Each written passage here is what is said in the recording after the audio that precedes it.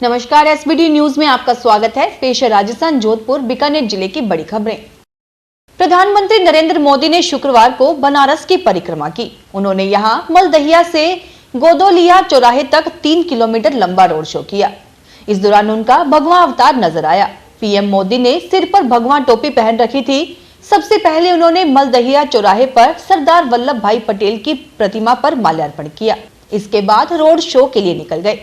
जगह जगह लोगों ने पीएम मोदी का फूल माला और पटकों से स्वागत किया।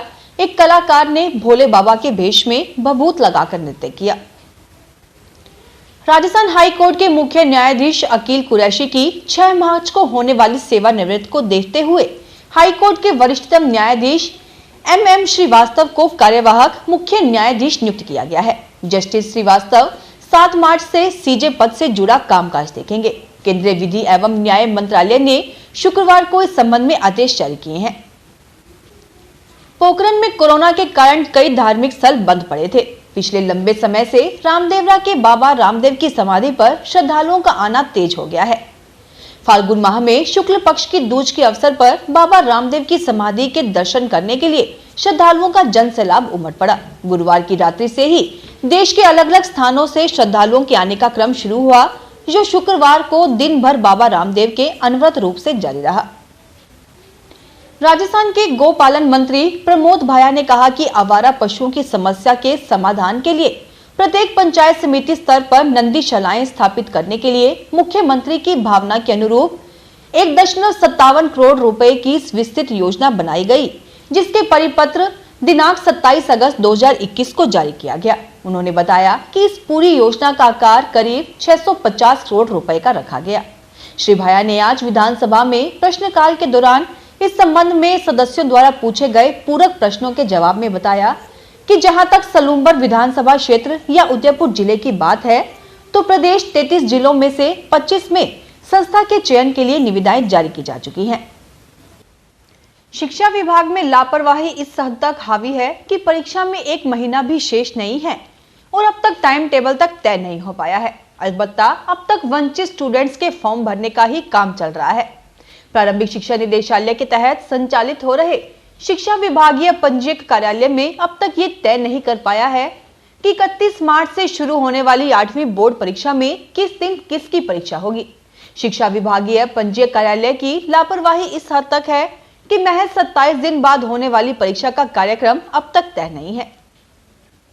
बीकानेर में काफी लंबे समय से बेपटरी चल रही यातायात व्यवस्था को पटरी पर लाने के लिए शुक्रवार से प्रशासन ने कमर कस ली है। शुक्रवार से शहर के प्रमुख बाजारों की यातायात व्यवस्था को सुधारने के निर्णय को हरी झंडी दे दी गई। गुरुवार को यहां संभागायुक्त नीरज के पवन की अध्यक्षता में हुई बैठक में विभिन्न विभागों के अधिकारी तथा व्यापार मंडल के पदाधिकारी मौजूद रहे। बैठक में व्यापारियों ने भी यातायात व्यवस्था को सुधारने पर अपनी सहमति दी थी। अब व्यवस्था को सुधारने के लिए जिला प्रशासन ने कमेटी का गठन किया है। इसमें पुलिस, नगर विकास न्यास, नगर निगम, सार्वजनिक निर्माण विभाग तथा यातायात विभाग के अधिकारियों को शामिल किया गया है। जोधपुर कमिश्नरेट की जिला पूर्व की क्राइम बैठक शुक्रवार को पुलिस लाइन स्थित सरदार पटेल सभागार में आयोजित हुई। बैठक की अध्यक्षता डीसीपी पूर्व भुवन भूषण यादव ने की। उन्होंने जिला पूर्व में हो रहे अपराधों की समीक्षा की, साथ ही लंबित मामलों को शीघ्र निस्तारण के निर्देश दिए। बैठक में जिला पूर्व के एडीसीपी, एसीपी और थानाधिकारी मौजूद रहे। यूक्रेन और रूस के बीच युद्ध के हालात बनने के बाद अब भारतीय विद्यार्थियों का यूक्रेन से भारत लौटने का सिलसिला लगातार जारी है। यूक्रेन के लवीव से शुक्रवार को 6 स्टूडेंट जोधपुर पहुंचे। वे जैसे ही एयरपोर्ट से बाहर निकले, परिजनों की खुशी का ठिकाना नहीं रहा। अपने बेटे से लिपटकर एक मां के आंसू छलक पड़े। जोधपुर के कमला नेहरू महिला महाविद्यालय में 7 दिवसीय सांस्कृतिक उत्सव के तीसरे दिन शुक्रवार को वाद विवाद प्रतियोगिता का आयोजन किया गया। केएन कॉलेज की निदेशक प्रोफेसर संगीता लुकड और सांस्कृतिक उत्सव संयोजक डॉक्टर राजश्री राणावत ने बताया कि इस वाद विवाद प्रतियोगिता में स्टूडेंट्स ने बढ़ चढ़कर हिस्सा लिया। यात्रियों की सुविधा को ध्यान में रखते हुए रेल प्रशासन ने उत्तर पश्चिम रेलवे पर चलने वाली 97 ट्रेनों के सामान्य कोचों में 11 मार्च से अनारक्षित टिकट पर यात्रा अनुमत करने का निर्णय लिया है। कोरोना काल से इन प्रमुख ट्रेनों में जनरल कोच में भी आरक्षित टिकट पर ही यात्रा करने की अनिवार्यता थी, जिसमें रेलवे ने बड़ी राहत प्रदान की है। इन ट्रेनों में यात्रा के लिए यात्रियों को अब अग्रिम आरक्षण करवाने की आवश्यकता नहीं होगी। जोधपुर स्थित जय नारायण व्यास विश्वविद्यालय के छात्र सेवा मंडल के तहत राजस्थानी सांस्कृतिक प्रकोष्ठ की ओर से चल रहे राजस्थानी सांस्कृतिक सप्ताह के तीसरे दिन शुक्रवार को राजस्थानी सामान्य ज्ञान प्रश्नोत्तरी व मेहंदी प्रतियोगिता आयोजित की गई। इस दौरान कई छात्राओं ने हाथों पर मेहंदी रचाई। मेहंदी प्रतियोगिता के निर्णय लेते हुए डॉक्टर नम्रता स्वर्णकार ने प्रथम स्थान, संजय मुबारसा द्वितीय स्थान संजू ने प्राप्त किया।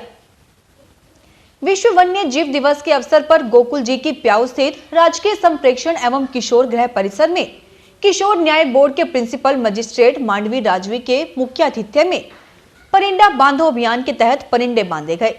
किशोर गृह अधीक्षक मनमीत कौर ने बताया कि परिंदे बांधकर नियमित रूप से पानी डालने का संकल्प लिया गया। जोधपुर पाली 4 लेन के निम्बली टॉल पर 51वां राष्ट्रीय सुरक्षा सप्ताह का शुभारंभ किया गया। इस मौके पर प्रोजेक्ट मैनेजर मुथु कुमार ने राष्ट्रीय सुरक्षा की शपथ दिलाकर कार्यक्रम की शुरुआत की। CSR प्रबंधक फिरोज खान विनीत श्रीवास्तव ने बताया कि सुरक्षा सप्ताह 10 मार्च तक चलाया जाएगा। बीकानेर में जिला स्तरीय जन सुनवाई शुक्रवार को जिला कलेक्टर भगवती प्रसाद कलाल की अध्यक्षता में कलेक्ट्रेट सभागार में आयोजित हुई। इस मौके पर जिला कलेक्टर ने अधिकारियों को जन सुनवाई में प्राप्त होने वाली जन समस्याओं का त्वरित गति से संवेदनशीलता के साथ निस्तारण करने के निर्देश दिए। जिला कलेक्टर ने गत जन सुनवाई में दिए गए आदेशों की पालना का फीडबैक भी लिया। उन्होंने पूछा कि जो परिवेदनाएं गत जन सुनवाई में मिली थी उनके निस्तारण होने या नहीं होने की सूचना परिवादी को दी या नहीं। उन्होंने परिवादियों को स्पष्ट कहा कि जो भी परिवेदना मिले उसकी जांच कर तथ्यात्मक रिपोर्ट प्रस्तुत की जाए। सभी अधिकारी कार्यवाही की लिखित जानकारी संबंधित को दें। बीकानेर में वेटरनरी विश्वविद्यालय के विद्यार्थियों का लंबे समय से चल रही इंटर्नशिप भत्ता बढ़ाने की मांग को राज्य सरकार ने स्वीकृति दे दी है। इसकी घोषणा के साथ ही वेटरनरी विद्यार्थियों ने अपना आंदोलन वापस ले लिया है। शुक्रवार को विद्यार्थियों ने धरना समाप्ति की घोषणा की। इस मांग को लेकर बीते 10 दिनों से धरना चल रहा था। स्टाइपेंड बढ़ाने की घोषणा से प्रदेश के पशु चिकित्सकों ने खुशी जाहिर की है। वेटरनरी कॉलेज के अधिष्ठाता प्रोफेसर RK सिंह ने बताया कि BVSC एंड AH पाठ्यक्रम में 4.5 वर्ष की डिग्री पाठ्यक्रम के बाद 1 वर्ष की इंटर्नशिप अनिवार्य है, जिसके दौरान छात्रों को राज्य सरकार द्वारा विश्वविद्यालय के माध्यम से प्रति माह 3500 रुपए भत्ता दिया जाता है। फिलहाल इस बुलेटिन में इतना ही। फिर हाजिर होंगे और बड़ी खबरों के साथ। SBT न्यूज के वीडियो देखने के लिए हमारे चैनल को सब्सक्राइब करें और नोटिफिकेशन पाने के लिए बेल आइकन को प्रेस करें।